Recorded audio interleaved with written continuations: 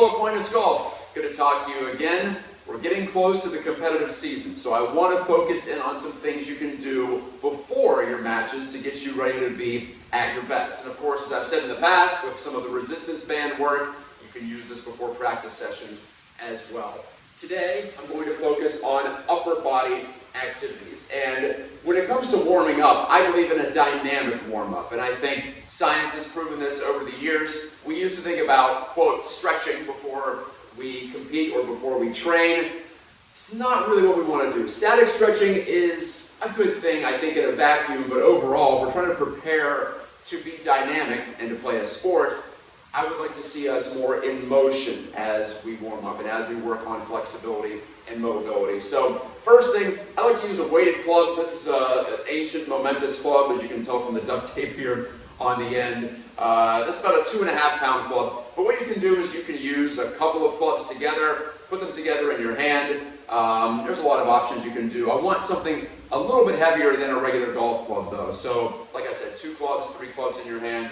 If you have a weighted club, I think it's ideal for this. But what I want you to do to start out this warm up, this pre-round session, is just take what I call flow swings. You're just going back and through, not really stopping in between. What we're doing is just loosening up our muscles, getting the blood pumping, activating the nervous system as well. So I usually do sets of about 20 of these flow swings. You don't want to swing it too hard, but you can start to build up some speed. We're trying to not think so much about technique at the moment. That'll be when you actually start to hit balls. But what I want you to do is get activated. Activation is probably the key term that I like to use when you're talking about warm-up. It's not so much about stretching, it's about activation, which takes into account all aspects of physical performance, and that is flexibility, mobility, and power. So after you get done with that, I'd say take a little break in between your sets of 20 flow swings with either the double, triple club setup or the weighted club. After we do that, then use that same club, I do at least. You can use just one club for this too, but wrists, forearms, elbows. We got to make sure these are ready to go. They take a beating in the sport of golf. So hold the club out in front of you. You don't have to have a ramrod straight arm here, but you want to extend it out so you're putting similar stresses on your wrists and forearms that you would do during an actual golf swing. So we're just going to rotate. It's like the hands of a clock from 9 o'clock to 3 o'clock, roughly. So again, a dynamic movement, but it's also working on flexibility and mobility. And if you're using a weighted club, you can really feel this.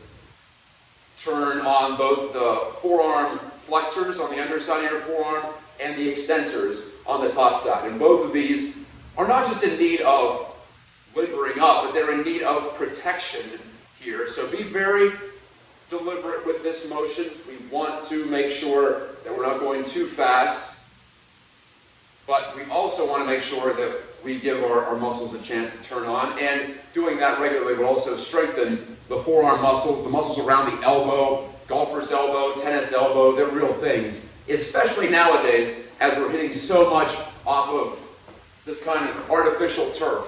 I know you're doing that independently of what you do with the team, but also with the teamwork too. It's just a fact of the matter when you play in a northern climate that you got to get ready for your season in the spring. You're going to hit off of mats, and so that beats up the wrists and the forearms. And this little warm-up activity, I would say go 10 times to each side with each arm. That'll help protect and strengthen those muscles that need to be strengthened so we can keep the joints healthy. All right, last thing for you, and I'll have to switch the camera perspective, so just give me a second here.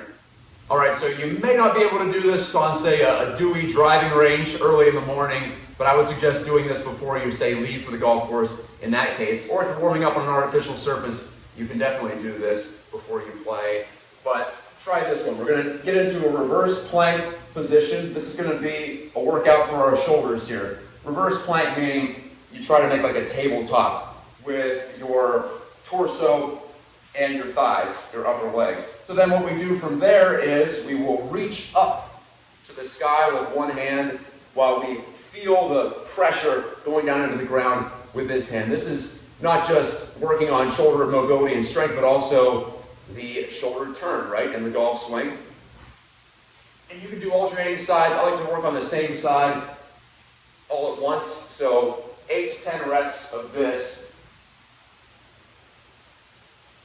And then once you do that, I'm skipping ahead for brevity's sake, but go to the other side. Remember, we're turning our chest all the way to the side here. And there you go. So in the end, what we are doing is, this is shoulders, this is back, a little bit of chest as well. And also, like I said before, we had warmed up all the little muscles and all the spots down here towards our hands, toward the place where we hold the club, that also face a lot of force. So there you go. There's your upper body mobility and activation routine. Just 3 things you can do, and I think they all make a big difference. Get you moving, get you feeling good in the upper body. Next time we talk, I'll give you 3 moves for the lower body. So talk to you then.